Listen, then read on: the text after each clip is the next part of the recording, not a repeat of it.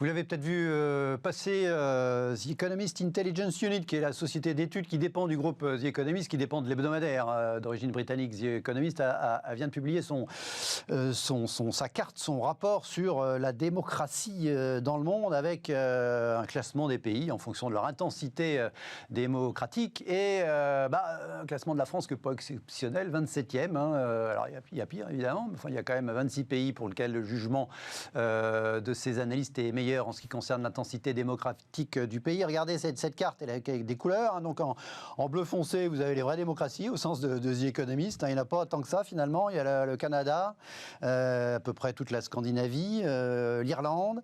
Et puis après, vous avez et puis la Nouvelle-Zélande qui n'apparaît pas sur cette carte que j'ai coupée un petit peu court, pardon, aux Néo-Zélandais. Ensuite, vous avez les quasiment démocratie, voilà, en tout cas de très bon niveau. Là, on trouve l'Allemagne, la Suisse, l'Autriche, la Grande-Bretagne, l'Espagne, et puis ce qu'ils appellent les flawed democracies, c'est-à-dire les démocraties défaillantes, celles qui ont une petite faille, voilà, dans leur modèle. Et cette année, pour la première fois, la France en fait partie, ainsi que, regardez, sur la carte, l'Italie, le Portugal, pour ce qui est de l'Europe. Il y en a effectivement beaucoup ailleurs, et notamment, évidemment, les États-Unis, qui est de la même couleur que nous. Alors, évidemment, il y a une explication, ce déclassement qu'on espère temporaire, conjoncturel, c'est la pandémie, les mesures qui ont été adoptées. Le classement a sanctionné les pays qui ont retiré leur liberté civile, n'ont pas permis un contrôle adéquat des pouvoirs d'urgence et ont refusé la liberté d'expression, avance l'étude, citant l'exemple de la France où des confinements sévères et des couvre-feux nationaux ont conduit, manifestement, à une légère mais significative diminution de son score global. Alors effectivement, quand on n'a pas le droit de sortir de chez soi, on n'a pas le droit d'aller au restaurant, on n'a pas le droit de serrer la main, on n'a pas le droit de ne pas avoir de masque, etc. On ne peut pas considérer qu'on est le régime, et on n'est pas les seuls, effectivement, de rêve en termes de liberté civile et individuelle. Quelle analyse faites-vous de ce classement? Est-ce que vous vous dites, Jean-François, pour commencer par vous, est-ce que vous vous dites, voilà, c'est conjoncturel, on ne pouvait pas faire autrement compte tenu de cette crise sanitaire, ou est-ce que vous vous dites, comme d'autres, comme certains, qui agitent comme même des petits drapeaux rouges en disant, attention, parce qu'on n'est jamais sûr de récupérer ce à quoi on a renoncé? Vous l'avez très bien dit, Guillaume, on a un effet mécanique lié à la conjoncture. Les pays qui sont déclassés dans ce ranking fait par The Economist sont ceux qui ont dû prendre les mesures les plus limitatives de liberté face à la situation sanitaire. D'ailleurs, il est amusant de constater que le Royaume-Uni reste une full démocratie. À leurs yeux, aux yeux de The Economist. Alors, c'est peut-être pas un hasard qu'ils soient anglais eux-mêmes. Mais... Peut-être pas, mais en tout cas, ils ont des critères objectifs. C'est le processus électoral et le pluralisme politique, c'est l'exercice des libertés civiques, etc. Donc on voit bien qu'on coche toutes les cases qui ont fait de l'objet de limitations assez spectaculaires et assez drastiques. Et d'ailleurs, à date, ceux qui sont déclassés sont ceux qui, d'un point de vue sanitaire, vont les moins mal. Donc voilà, ça s'explique très mécaniquement. L'autre aspect des choses, c'est qu'effectivement... Pas que, parce que la Scandinavie se porte toujours très bien et ils vont plutôt mieux que nous. La Scandinavie, ils ont eu un petit regain de... Oui, mais enfin, au global, ils sont quand même... on aimerait bien avoir les scores de la Scandinavie. Ils ont des mesures quand même où... là, la moitié du pays est un crématorium pour des animaux par million qui sont abattus et incinérés. Donc... il y a quand même des situations un petit peu, surprenantes. Danemark. Ah, au Danemark, d'accord. Où en fait, voilà, en zone rurale, on incinère les visons qui sont les vecteurs identifiés. Ah oui, les visons, oui, bien sûr. Le Danemark étant le premier pays éleveur. Donc vous imaginez l'ampleur du processus à mettre en œuvre. Mais du coup, peu importe, derrière ça, ça nous dit quoi? Ça nous dit qu'on a franchi plusieurs caps dans cette période où les libertés civiques ont été restreintes.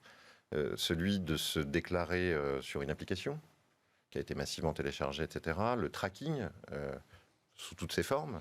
Et c'est vrai que quand on voit la dégradation de ces libertés civiques, comment ne pas avoir cette petite lumière qui s'allume en disant nous avons franchi un pas historiquement jamais franchi, nulle part en démocratie, qui est d'avoir déployé des technologies, des réflexes et une forme d'obéissance face à l'exercice de la puissance régalienne qui incite les gens à en dire plus sur ce qu'ils font et peut-être à être plus vigilants entre nous, Français, les uns vis-à-vis des autres. Au UK, par exemple, quand vous n'avez pas le droit de vous rassembler à plus de X personnes, les citoyens sont invités à appeler une hotline pour signaler que, d'après lui, ce qui se passe chez son voisin n'est pas très... Bon, moi, je préfère l'exercice de la prérogative régalienne, je ne vous cache pas, plutôt que de me sentir oppressé, espionné par la votre vigilance voisin. citoyenne de mon voisin. Donc chacun a un peu ses turpitudes et ses limitations d'exercice. Elles s'expriment différemment. Il se trouve que sur les KPI de cette étude, effectivement, la dégradation mécanique était prévisible.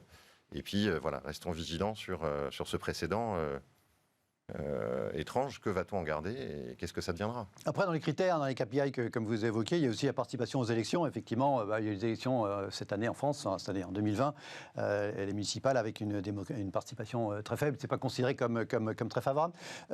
Pardon, Nicolas, vous préférez effectivement vous dire, voilà, une espèce d'épiphénomène très conjoncturel, ou est-ce que vous vous dites qu'il faut quand même, il faut quand même veiller, de la même manière qu'on dit beaucoup qu'après toutes les phases terroristes, on est quand même parvenu au monde d'avant, parce que globalement, tous les états d'urgence ont une partie de ce qui avait été dans les différents états d'urgence a été transféré dans la loi normale, voilà, pas d'état d'urgence. Que vous craignez, voilà, qu'il y ait des restes de cette restriction des libertés individuelles et civiles qu'on a pu observer en 2020?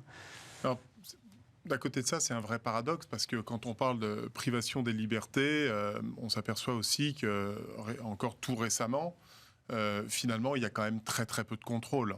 C'est-à-dire qu'on parle de privation des libertés, mais très honnêtement, en sortie avec un certain nombre de dérogations, je m'aperçois qu'autour de moi, beaucoup de monde sort bien après 18h, sans les attestations, parce qu'aujourd'hui, il n'y a plus la peur, il n'y a plus l'autorité de l'État. Moi, ce qui me frappe, c'est qu'il n'y a plus d'autorité de l'État. Alors c'est pour ça que depuis 4-5 jours, là, il y a de nouveau pas mal de contrôles, dit-on. Mais le problème, c'est que le stop and go comme ça déresponsabilise complètement les citoyens que nous sommes. C'est-à-dire qu'on ne sait plus comment agir, puisque de toute façon, d'un côté, il n'y a pas eu de contrôle. Maintenant, on sent que le président de la République a un peu tapé du poing sur la table en disant on remet des contrôles. Et c'est vrai qu'on commence à voir, en tout cas en périphérie de Paris, je ne sais pas si c'est partout pareil au niveau national, mais en tout cas en périphérie, on commence à revoir quelques barrages, filtres, j'allais dire stratégiques pour marteler, mais en tout cas ça n'est pas bon parce que ce n'est pas une action qui s'inscrit véritablement sur la durée. Maintenant, quant à la suite, on verra bien comment tout ceci va évoluer, mais c'est vrai qu'il ne faut pas se souvenir, il y a encore très peu de temps, on avait encore tout le mouvement des Gilets jaunes, qu'évidemment ça s'est nettement stoppé avec l'arrivée du Covid, un certain nombre de décisions ont été prises. On parle de l'application, le téléchargement. De l'autre côté, on voit d'autres pays, comme Israël, je crois qu'ils sont à 90%, ils utilisent, ils appliquent. On pensait que ça allait être très utile pour la lutte contre la Covid-19. En fait, on s'aperçoit que leurs chiffres sont pas bons du tout, parce qu'ils viennent de reconfiner massivement. On voit bien qu'en fait, finalement, cette crise sanitaire, elle est quand même extrêmement complexe. Il y a encore beaucoup d'interrogations, il y a quand même beaucoup d'interrogations, effectivement, sur le sujet. Donc wait and see. Enfin, en tout cas, on espère qu'on remontera dans le classement.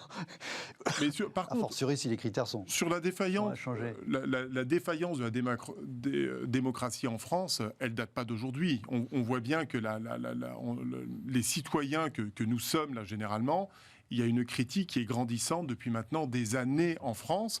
Aujourd'hui, on le voit bien, on va de moins en moins voter. Il y a un décrochage extrêmement important entre le politique d'un côté, et on le voit, je suis désolé, dans les décisions quasiment au quotidien. Il y a des décisions qui sont prises parfois par le gouvernement, c'est à se demander s'ils sont connectés à la réalité. On prend l'exemple, je le cite toujours, mais du couvre-feu, moi qui ai eu la chance un petit peu de voyager, c'est sûr que quand on met un couvre-feu à 18h, il ne faut pas s'étonner qu'il y ait autant de monde dans les magasins à partir de 17h. Par définition, on est en train de concentrer les gens. Moi, personnellement, j'aurais fait exactement l'inverse. C'est-à-dire que j'aurais ouvert les magasins jusqu'à minuit pour, au contraire, étaler et permettre justement d'avoir une moindre diffusion entre les citoyens lorsqu'ils vont faire leurs courses dans les différents magasins. Mais comme vous le disiez vous-même, c'est pas clair d'avoir une vérité sur le sujet, parce qu'effectivement, les situations entre les différents pays, pour le coup, sont pas toutes chose égale par ailleurs, quoi, voilà, par rapport sur la dimension sanitaire, la virulence du virus, etc. Non, là-dessus c'est vrai, et rien n'est simple. Mais par contre, on peut expérimenter, on peut observer. Je constate juste une chose, c'est qu'il y a un moment, on a des hommes et des femmes politiques qui manquent de pragmatisme dans la vraie vie. Et un certain nombre de décisions aujourd'hui sont en contradiction, et la défaillance des citoyens vis-à-vis du politique, elle vient de là, mais elle ne date pas de la crise sanitaire, elle date déjà de quelques années. Allez, on clôt temporairement le sujet sanitaire. On va s'intéresser à l'héritage Amazon, pas l'héritage au sens patrimonial du terme.